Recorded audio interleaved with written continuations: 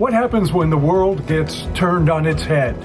We're forced to look inward, perhaps become fearful, sometimes lash out at others. While there are others in the world who don't give up hope because they believe in people. Join me, Kevin Tibbles, and Amy Goldberg for our new podcast, Believe in People, where we meet those who don't give up hope.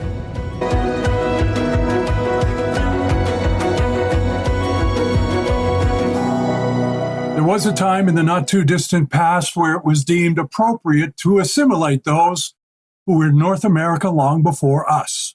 Native peoples had their children taken and sent to residential schools by the government and religious groups.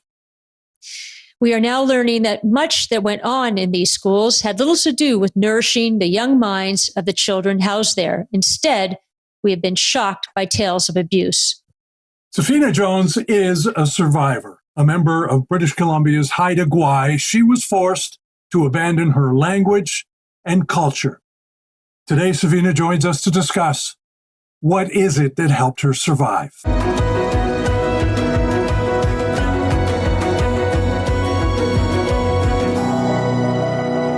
Sphenia Jones, welcome to Believe in People. We're so glad to have you. First, I have to ask, where are you speaking to us from? Haida Gwaii. And for those folks who aren't in British Columbia or not Canadian or perhaps are in elsewhere in the world, just describe for me where Haida Gwaii is. It's up near Alaska. We're really close to Alaska border. And we're in the middle of nowhere. The only way you can access to get here is by boat or by plane. My goodness. An isolated life. Yes, very isolated, thank you. That sounds like a good thing. It is. It is. Mm-hmm. I'm learning my culture. So I'm quite happy about being able to learn my own culture again, because it was taken away from me for such a long time. Now I'm really excited and happy that I can do my own thing here again. Mm-hmm. Hmm. And I want to say, Sphenia, we are so grateful for you to be here because we want to do a shout out to Tallulah, the photographer that connected us with you. She did a great profile piece of you on her World People project. And so yes. I just want to acknowledge that. Yes, she's a very, very beautiful friend of mine. I met her here on Haida Gwaii through a mutual friend as well. And we just fell in love with each other. Yeah. I was quite pleased that she wanted to do a profile on me because I felt it's so important to be able to get my story out about the residential schools and different things like that I'm involved in. I'm involved in the homeless in Vancouver as well. There's so many homeless people in Vancouver I'm quite worried about. It's interesting. You just said that you are discovering your culture. How old are you? Yes. 79. So you're discovering your own culture at 79. Yeah. Why did you have to wait so late? Because it was so hard for us to do things here because it was against the law for so many years for us to have potlatches, especially the potlatches. And we weren't allowed to have that. It was against the law to have a potlatch. So we were always afraid of the government coming in and scooping us and throwing us in jail for doing our own culture. Mm. And how does that, the government, when we were younger, they always used to have government people in here to watch over us. and they have an Indian agent.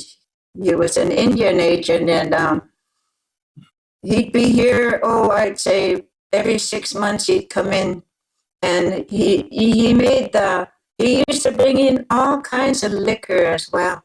I remember them carting it off the airplane because he used to fly a plane in, and they used to just drop them off out right in front of our house in the water. And he used to go around making sure that we didn't have any potlatches or any kind of gathering whatsoever. He was the main one that we were always afraid of. Mm. He got caught stealing money, though. And for viewers and listeners that don't know, what's potlatch? It's a gathering of all different kinds of communities that get together. Like, for instance, we just had a pole raising and whatnot, and that's what we call a potlatch. They give away a whole bunch of presents and stuff like that. It's like that's what the white people couldn't understand, is why we would, because it's all we give away. All they'd say we were giving away our riches. We didn't think of it that way, though, because we were giving them fur skins and different kinds of fish and all the preserves and whatnot, and bedwood boxes and everything else like that we'd be giving away. They still do that to this day now. Yeah. So we're just. Would you like to share? Yeah. I want to ask you to share with me the story of being taken to residential school. Oh, I was about 11 years old when I was taken to Edmonton, Alberta. And my brother was taken with me as well. And we spent a couple of years there. And we had there was about 3 or 4 of them that were in the residential school that used to sexually abuse us. And there was one supervisor, her name was Miss Kiniski. I always remember her name. She was the one that took 3 of my fingernails out, these 3 fingernails. She took out because I was learning Cree with this lady because they were going to have a Sundance in Alberta. And we were dancing around. She was showing me how they do the Sundance and stuff like that. And we got caught by Miss Kiniski. And we had to do chores. We had to scrub floors with a toothbrush, the cement floors, the stairs, the basements. And we had to do dishes, and we weren't allowed to go to school because we had to clean up the whole dorms and stuff like that. And when she took my fingernails out, she had such a pleasant look on her face that she was really enjoying herself.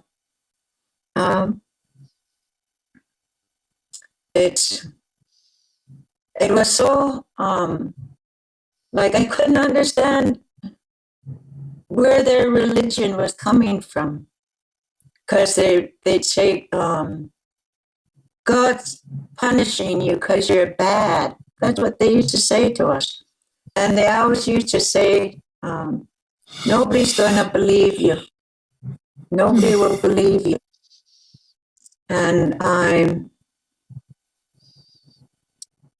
now, with the way things are with my story and whatnot, I voice my opinion whenever I can because it's so important that our story gets told. I found this little girl. Her name was Vicky Stewart. I found her in the infirmary. I was 12 years old, and she had her, the back of her head back here was all bashed in. And I never thought anything of it. She was staggering around in the infirmary for about a week.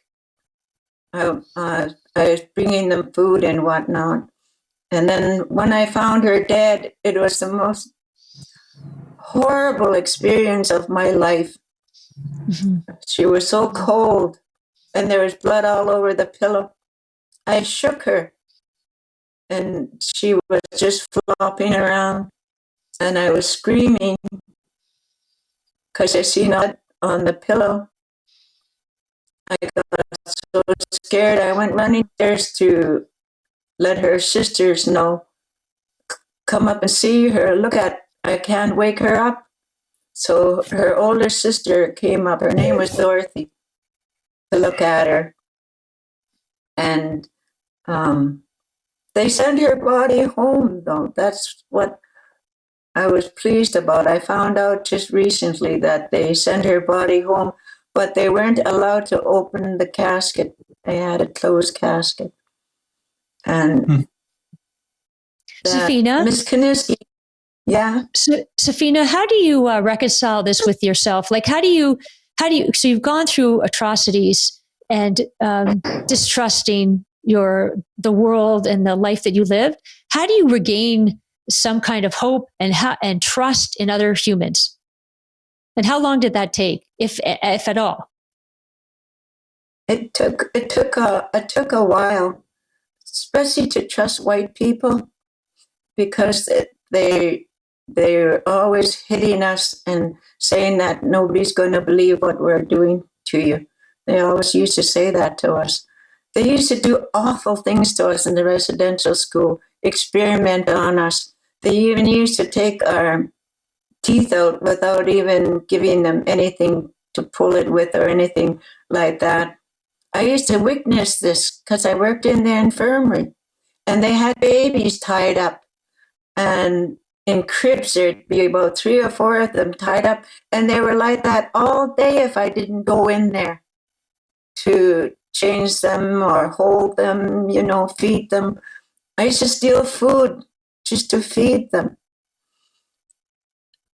And the only reason I'm strong in my head now is because I pray a lot. I got a creator out there that loves me. I could feel it. And he's the one that brings peace to my heart and to my mind. Otherwise, I would have committed suicide a long time ago. A long time ago. I could have done that when I was 15, 16 years old. I wanted to end my life because of all the things that went through my head. Seeing all those kids starving, and that little girl with her head bashed in, that was just too much for my mind. Yeah. But now I'm okay. I feel that the creator chose me to be a spokesperson for all the abuse and whatnot that went on in the residential school, and that we're still suffering from it to this day because of all the alcohol and drugs and stuff like that. And trying to break cycles is one of the biggest things we have to do in our lives as Native First Nations people, the drinking and the drugs. The drinking here on Haida Gwaii, we always had military people here. We're still a military community here. We got what they call an elephant cage here, and there's only 3 in the world, and we got one. What is that? We always had military people here. So that's why we were always scared as well to try to do our own culture, because we always had white people in our community from the Navy base. I want you to tell, you said at the beginning that you are very involved in Haida Gwaii. but you're also involved in recovery efforts down in Vancouver, where there are a lot of where there are a lot of homeless problems, also substance abuse problems. Tell me about your culture. You're talking about the damage that was done to you as a young girl and the damage that was done to other children. What was the damage that was done to your culture by this system? We don't know how to be able to communicate with each other like we used to in the old days. There's nothing but arguing now. Too much jealousy. And they're finally starting to get our Haida language back. We lost most of our Haida language, and because we weren't allowed to speak Haida at all, our parents were told not to speak Haida around us at all, otherwise they'd be sent to jail. That's why they were so scared to speak even one word of Haida to us. And that's one of the biggest things that I feel in my heart that I'll never get back. And I have a hard time because what little I know, I'm passing that on to my great-grandchildren. And it would be great if, like, they always said that the Haida language was the devil's words. That's why we weren't allowed to speak it. Yeah. Is there a relationship, do you think, between the loss of culture and the homelessness and substance abuse problems that plague First Nations communities? Is there a relationship there? Not anymore. It's really hard for our people to understand, especially with the drug problems that we're having. We're getting more drug problems than ever now. And it's the doctors too don't help because they're the ones that distribute out all these oxy pills and stuff like that and get our families hooked on painkillers and whatever. And we got a lot of our own people. We really don't understand the drug problems because we don't have any council workers around to explain things like that on how we're able to help our own children that are on drugs and the ones that are on drinking and whatnot, and trying to break cycles with the drinking was one of the biggest things all of us have to endure. And we're slowly getting onto that train track now to go along the track to be able to get to the end to be sober. I'm having, like my family's right now, I'm very thankful that my family that I have, they don't drink. That's what one of the cycles that we broke was the drinking. And the child abuse too is one of the biggest issues we have to deal with is the child abuse. And I'm a very big advocate for child abuse here alone.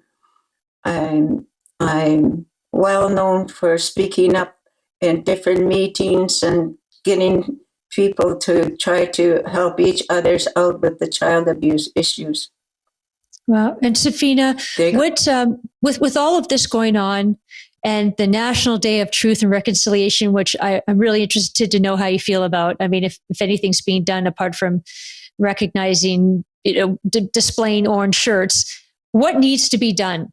What do you see the opportunities are that are doable, that can change or not reverse, but can make a difference?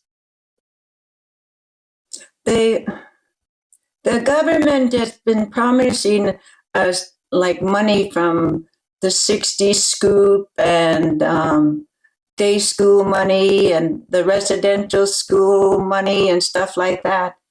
And what gets me is we have to tell our stories. And it's really, really hard on so many of them to repeat their stories over and over and over again. And they still hold back our money, especially with these day school money. I'm having a really hard time trying to get money for my day school. And I really want to help my community with what little money I get to try to help my community grow. And the government is always holding back monies that should be given to us directly, like the 60 scoop. They're having problems with that as well. And so many of our people OD after they share their stories. They have such a hard time dealing with it in their own minds. They commit suicide. And it would be great if the government would just give us the money they promised us. For so many years, I've been fighting for this for over 5-6 years now, for the day school money alone for our people, talking about it, going to meetings about it. Oh, yeah. Mm-hmm. Wow. And These experiences, too. The homeless, pardon me?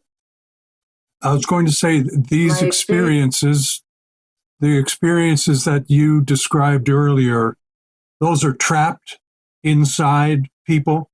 They're afraid to let them out, or they're just too dark to let them out. Maybe they're afraid to let them out. Yeah, they're really afraid to let go because of they've been hanging on to that fear for all their lives, and then all of a sudden they have to talk about it, and then a lot of them never ever recover. No, they don't come down, and it's scary. I'm really lucky that I got such a strong family that supports me with what I do. All my children, and I had 6 kids, and my youngest one got murdered in Vancouver. He got pushed onto the SkyTrain in Vancouver. It happened over 20 years ago now. And that was one of the hardest things to hear, because they just said, oh, it's just an Indian, when I wanted to find out more about it. Yeah. We get lost in the... And Sphenia, when did you find your voice? Like, where did you find your strength to now speak of it? Because you talk about fear, and the reason why I think people keep this all inside and the trauma that they have is because there's no safe space to find some kind of comfort and trust.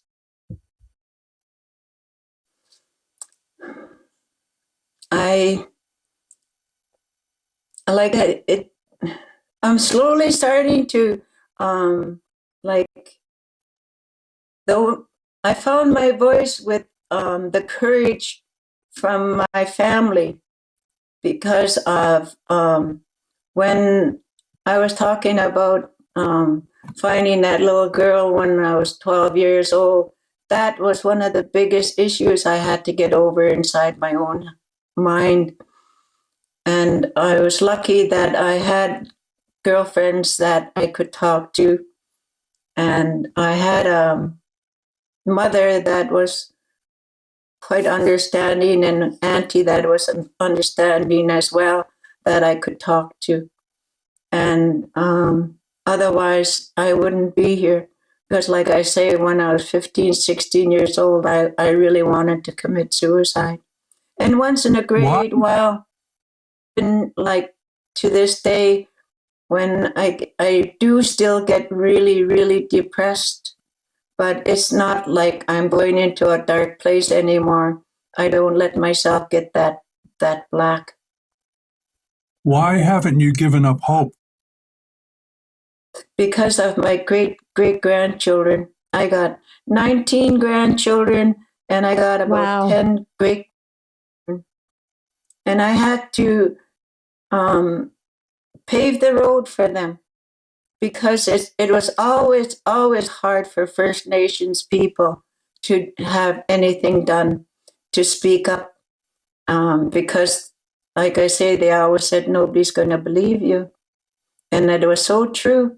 It took a really long time for people to start to believe what I was saying. And I give my courage and whatnot, I get from my family, my own children. They're the ones that hug me and tell me it's okay. You did a good job, Mom, with the tools you had. Yeah. Because I moved down to Vancouver with them from an abusive relationship. He was a child abuser. My first husband was a child abuser. And I moved away from Haida Gwaii. I moved down to Vancouver.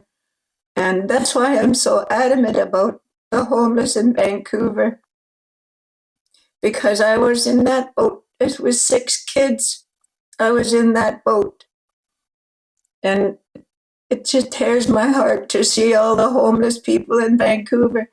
They could easily put them under the SkyTrain where they can govern themselves. There's lots of spots under the SkyTrain and they'll be out of the way. That would be a great place for all of the homeless people down there. And there's starting fires and whatnot down there. I have a son that's still down there. And I worry so much about him because of all that's going on down there with the homeless. You mentioned earlier you still believe in a creator or the creator. I would assume Yes, that it is not.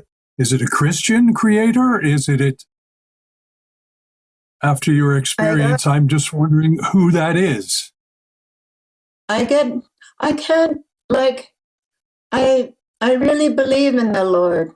I always have. He's always been there for me, and he always will be. He's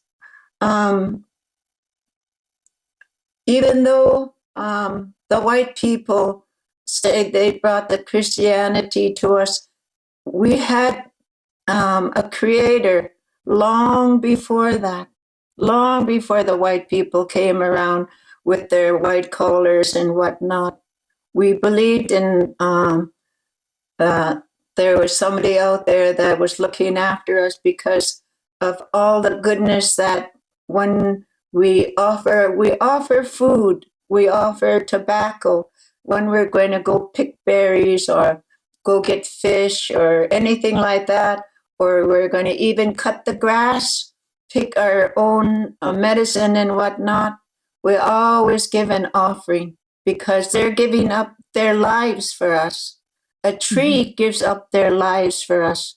So we give them offerings and we feel it inside our hearts that we feel warm inside because of it.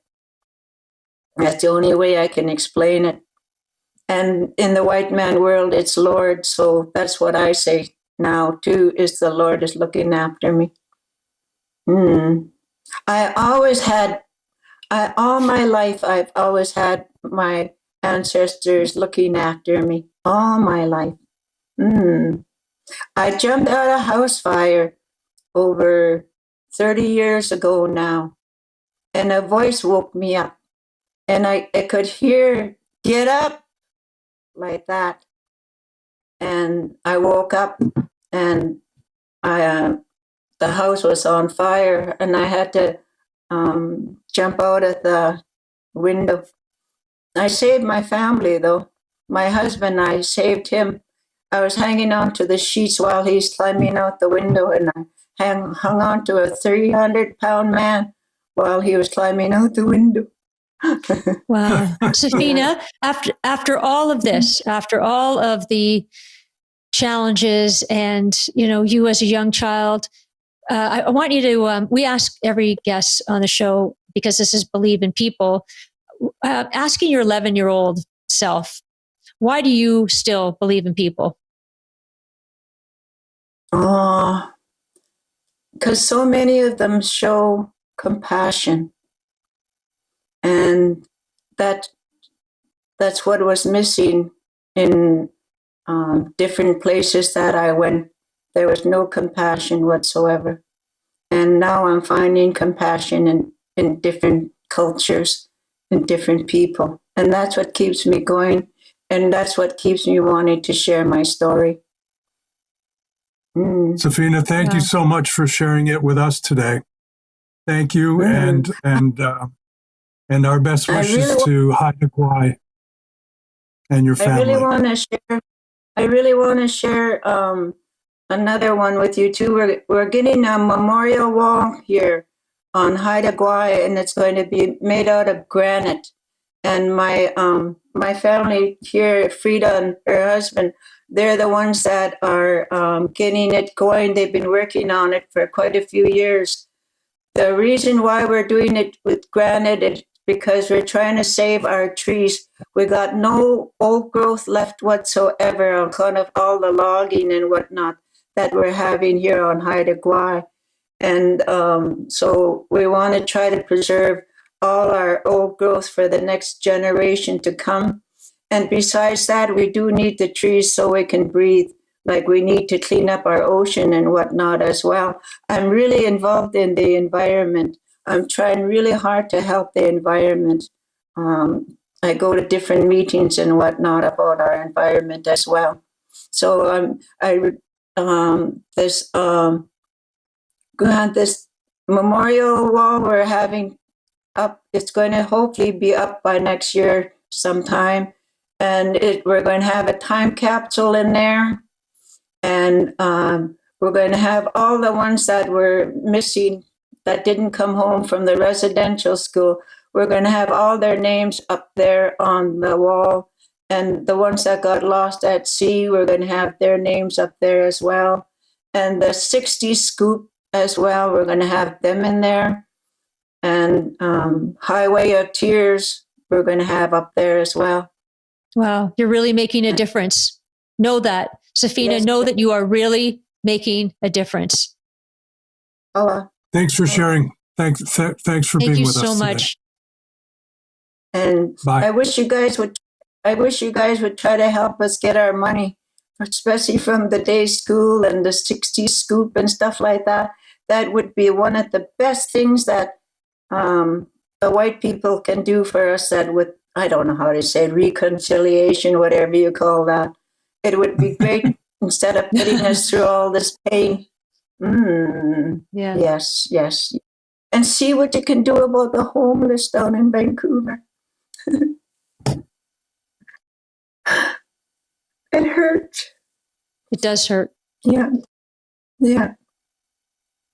Okay. Well, your message is loud and clear, Sphenia, and we hope it lands on a lot of ears. Okay, thanks again. I don't know where to begin. I mean, that was so moving and overwhelming, and frankly, what a courageous woman. What a courageous woman. What experiences that are unspeakable. Courageous. And I think too, Kevin, is the fact that she has the strength to she's holding a lot of people up, and she's determined to speak her voice or speak the truth because she couldn't before. And despite all of her fears, she's doing it anyways, which is remarkable. She wants to help so many people. And it's really tough. So many of us, everyone, we all talk about truth and reconciliation, but it's kind of dawned on me that there's real reconciliation that has to take place within these people that had this perpetrated upon them. And it sounds to me like that's a struggle that's going to go on forever. If you found this episode of Believe in People challenging or interesting, want to know more, we would both encourage you to subscribe to Believe in People and join us again next week. Thank you very much. Thanks.